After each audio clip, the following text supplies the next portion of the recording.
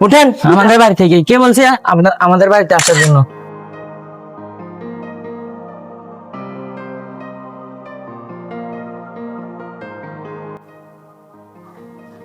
এই বাবুল, আমি কি তরে মানুষ করছি নাকি সুদে লোন দিছি? এইবার সুদে আসলে সব টাকা উঠে নিতে হবে। বাবা, মেয়ে কি টিম বোধ নাকি? ছাগলের বাচ্চা কোথাকার। বাবা, আপনি কি ছাগল ছিলেন তা তো জানতাম না। আরে বেটা, এটা তো কথারই কথা।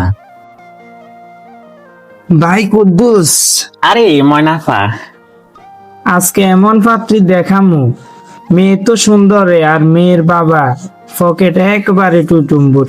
ওয়াল্লা কই কি, আমি তো এমনটাই চাই। দাঁড়াও, আগে মালের লিস্ট করি, তারপর মাইয়া দেখমু। আরে হাজি সাহেব আসেন, বসেন, চা আনতেছি আপনার জন্য।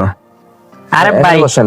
চা লাগবে না, থাক, আমরা আগে বসি, একটু কথা বলি, তারপর না হয় চার ব্যবস্থা দেখা যাবে। বসেন। গফুর সাহেব, আপনার মেয়ে দেখলাম, মাশাআল্লাহ, আমাদের পছন্দ হয়েছে। আলহামদুলিল্লাহ।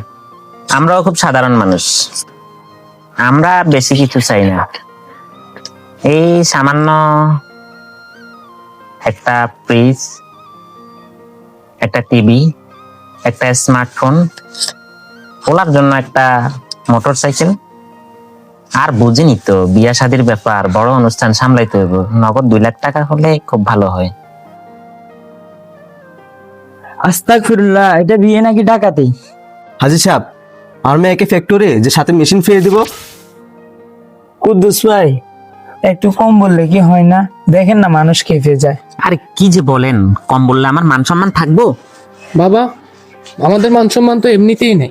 আমার তো মনে হয় আমাদের মান সম্মান আগে হাটে বেচা হয়ে গেছে।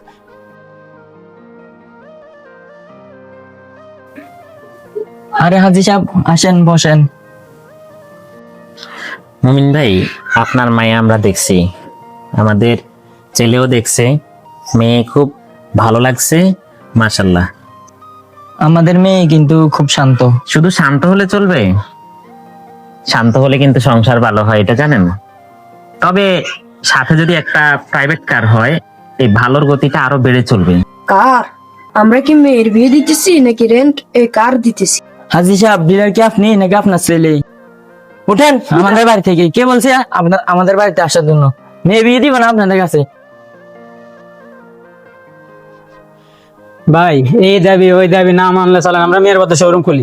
ছেলের বিয়ে দিতে গিয়ে আপনার দাড়ি পেকে যাবে, কিন্তু আপনার ছেলের বিয়েই হবে না। হ্যাঁ ভাই, কি মনে হয় এরকম?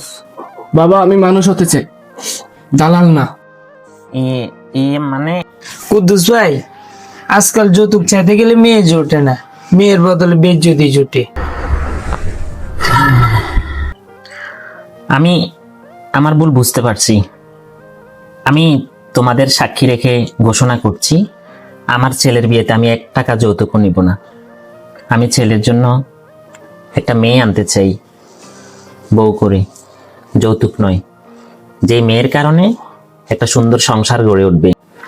যৌতুক চাইলে অপমান, না চাইলে সম্মান।